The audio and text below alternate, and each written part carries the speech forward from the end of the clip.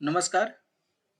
आज हम बात करने वाले हैं एक वैकेंसी निकला है जिसके संबंध में बात करेंगे, जो कि बिहार सरकार द्वारा जारी किया गया है। Bihar state power holding company limited, जिसका जो कंपनी का नाम है वो Bihar state power holding company limited है। ठीक है, इसमें जो एम्प्लॉयमेंट नंबर है 05/2024, जिसके संबंध में हम लोग बात करेंगे। ये जो कंपनी के द्वारा जो पोस्ट निकाला गया है टेक्नीशियन ग्रेड 3 के लिए निकाला गया है। जो पोस्ट है वो है टेक्नीशियन ग्रेड 3। ठीक है, इसमें टोटल जो वैकेंसी है 2000 सीट है, काफी सीट है।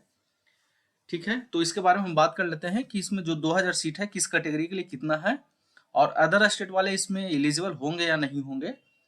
बहुत लोगों का प्रश्न भी आता है, मेरे पास 2-3 कॉल भी आया है कि अदर स्टेट वाले इसमें एलिजिबल होंगे कि नहीं होंगे, भरेंगे या नहीं भर पाएंगे।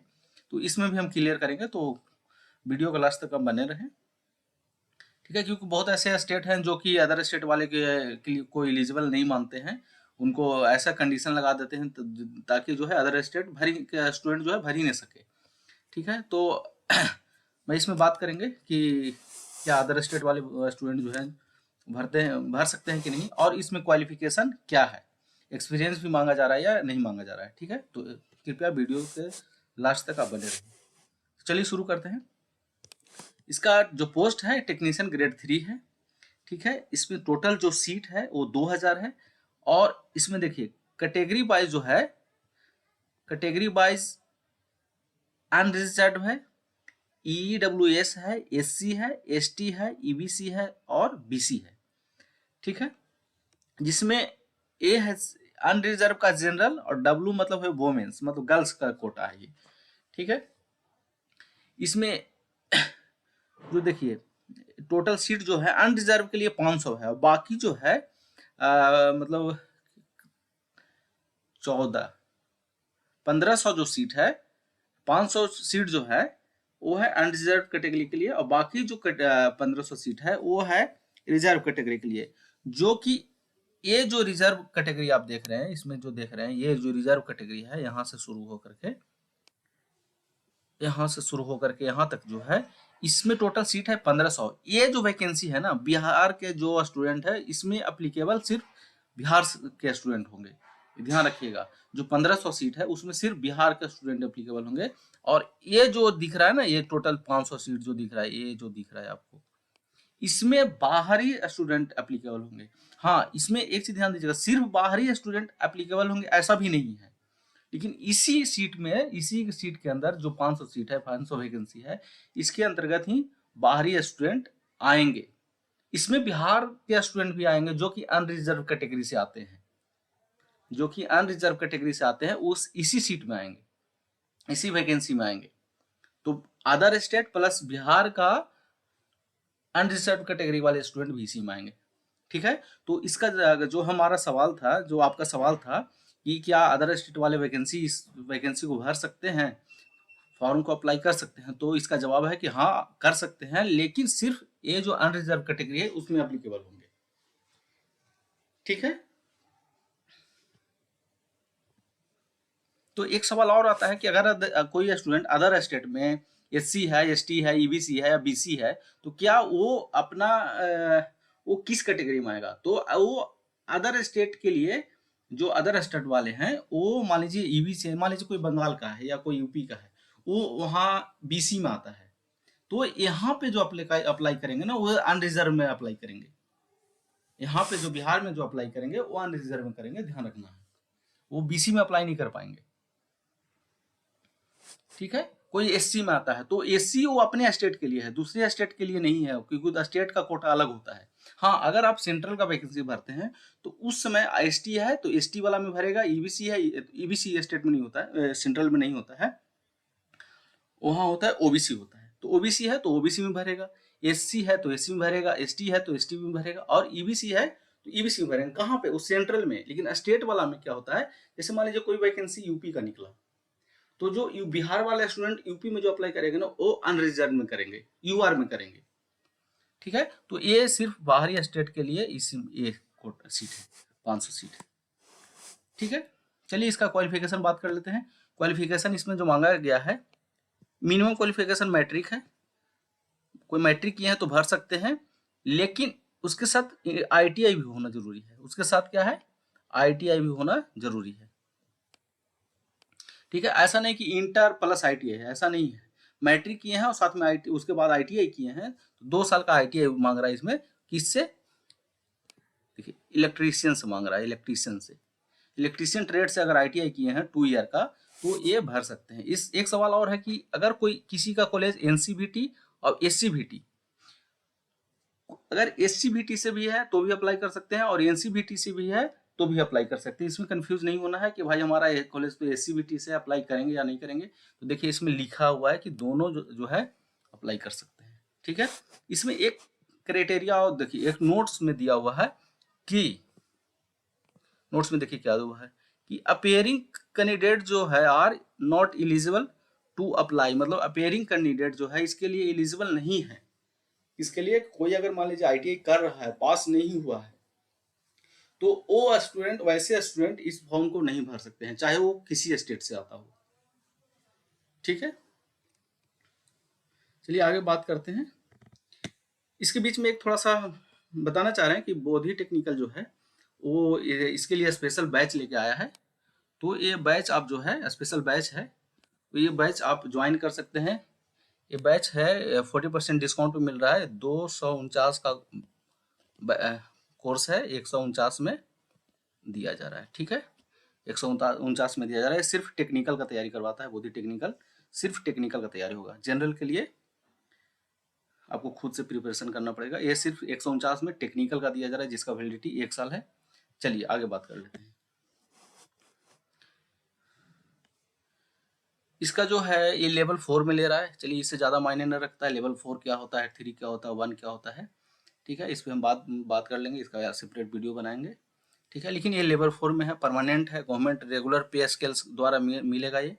ठीक है, इसका एज लिमिट है, मिनिमम जो क्राइटेरिया है वो है 18 सभी के लिए, SC ST OBC BC सबके लिए 18 है। ठीक है, लेकिन जो मैक्सिमम है जनरल के लिए 37 है, बाकी के लिए 42 42 40 40 40 है।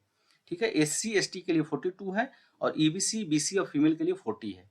ठीक है, तो मैक्सिमम जो आपका है 37 40 40 42 42 है।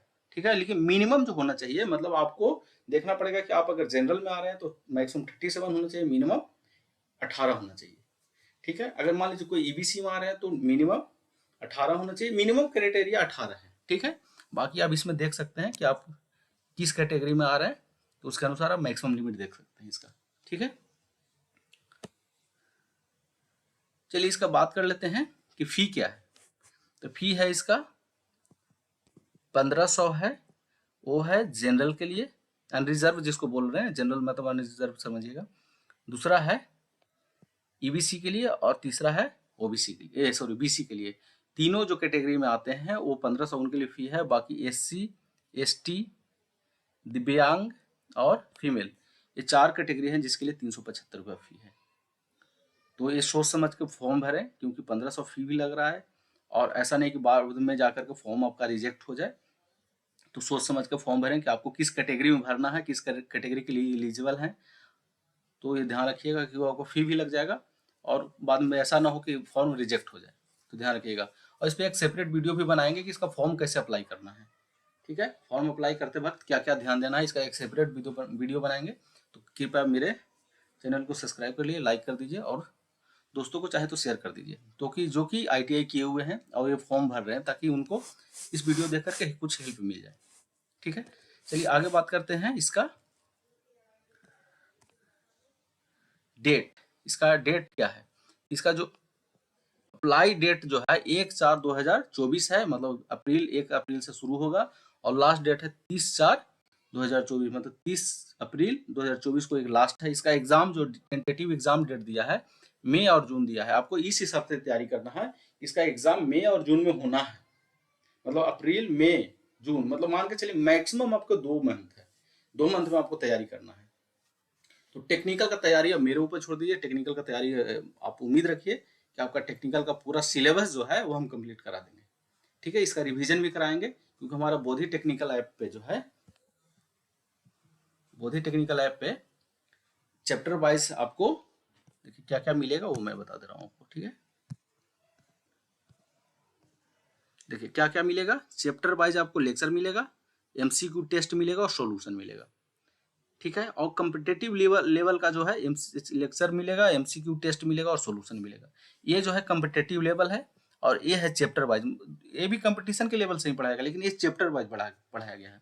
और ये जो पढ़ाया गया है कम्पिटेटिव लेवल है, इसमें क्या हो, जैसे प्रैक्टिस टेस्ट आता है ना सभी चैप्टर को मिला करके, ठीक है, उस प्रकार से इसमें बनाया गया है। तो आप कृपया करके आप बोधि टेक्निकल ऐप को गूगल प्ले स्टोर से जाकर के डाउनलोड कर लीजिए। डाउनलोड करके इस पे बहुत सारा कोर्स जो है फ्री में भी है, वो फ्री में आप कंटेंट देख सकते हैं। जैसे आप इसमें देख सकते हैं कि जो कोर्स है, कोर्स में 12 कंटेंट जो है फ्री है। कुछ अपडेट और हुआ है जो कि कंटेंट आपको फ्री मिल रहा है, 12 कंटेंट फ्री है।